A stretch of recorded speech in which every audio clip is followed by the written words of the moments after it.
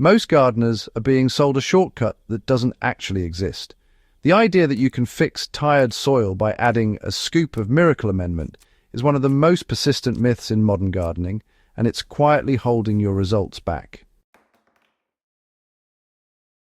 Here's what actually happens. You add a powdered booster, a liquid tonic, or some branded super blend, and for a short time, plants respond. Leaves green up, growth speeds up, and it looks like it worked. But a few weeks later, things level off or even decline. Yet the soil hasn't improved, it's just been temporarily stimulated. That's the problem. These products treat symptoms, not systems. They don't fix structure, they don't build microbial stability, and they don't create long-term nutrient cycling. Over time, your soil becomes dependent on repeated inputs instead of becoming self-sustaining. Now, before we break down what actually works and why these shortcuts fail, there's one small habit that made a bigger difference in my soil than any bottled product ever did. I started managing my organic inputs properly, beginning with how I collect kitchen scraps. I use a sealed countertop bin, the compost bin, to keep scraps fresh and biologically active before they ever hit the soil. Most people let scraps degrade poorly or dry out, which kills off microbial potential early. This bin keeps everything stable and odor-free. I'll leave the exact one I use in the description if you want to check it out. It seems minor, but it directly affects the quality of everything you add to your soil, because real soil improvement starts long before anything touches your garden bed. Why the idea of a quick fix doesn't match how soil actually works. Soil is not a static medium. It's a living system made up of structure, biology, moisture, and nutrient flow. When you add a miracle amendment, you're usually adding one piece of that system, often nutrients or microbial inoculants, but without addressing the conditions that allow those elements to function long-term.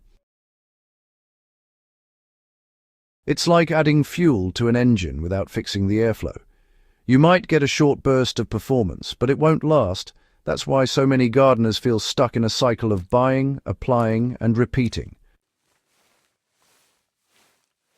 The moment I stopped chasing products, my soil started improving. I used to test a lot of these amendments. Some worked temporarily, some did almost nothing, but none of them created lasting change on their own.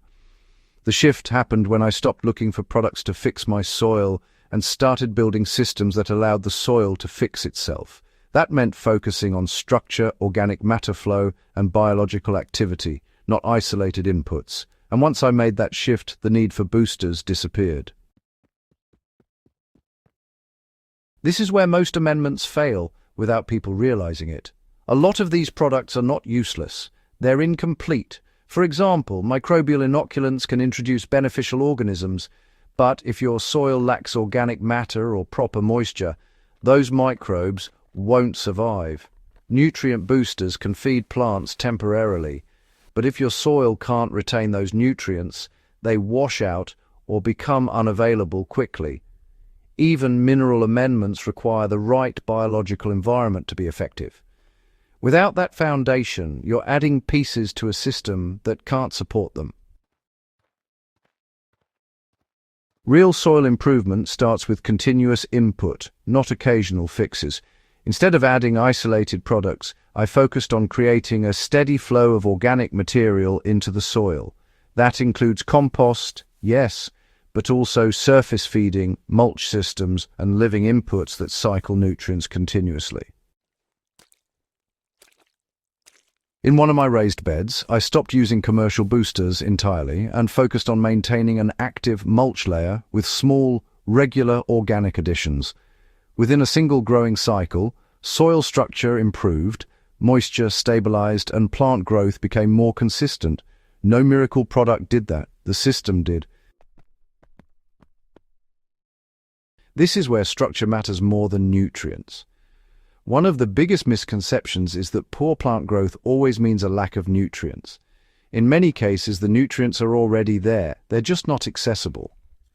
Compacted soil, poor aeration, and low biological activity prevent roots from reaching and absorbing what they need. I've tested beds where adding more nutrients made no difference until the soil structure improved. Once the soil loosened and microbial life increased, plant response changed immediately. That tells you where the real limitation was. There's a reason natural systems don't rely on boosters. In a forest, there are no bottled inputs. There's no external feeding schedule. Everything is generated and cycled within the system. Organic matter falls, decomposes, and feeds the soil continuously. Microbes regulate nutrient availability. Structure supports root growth. Moisture stays balanced. That's the model. And the closer your garden gets to that model, the less you need external inputs. What actually replaced miracle amendments in my system?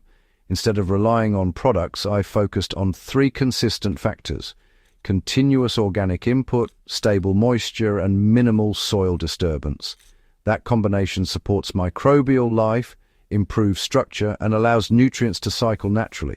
For example, in my container setups, I stopped using liquid boosters and started maintaining a thin, active organic layer on the surface. Even in limited soil volume, the difference was clear. Plants became more stable, less reactive to feeding cycles, and more resilient overall. This is why some gardeners think these products work. They do, temporarily. If your soil is depleted, adding concentrated nutrients or microbial inputs can create a visible response. But without system support, that response fades.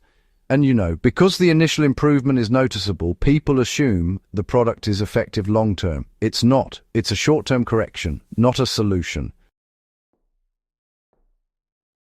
There's one situation where amendments actually make sense, when they're used to complement a functioning system. If your soil already has structure, organic matter, and active biology, targeted amendments can enhance performance.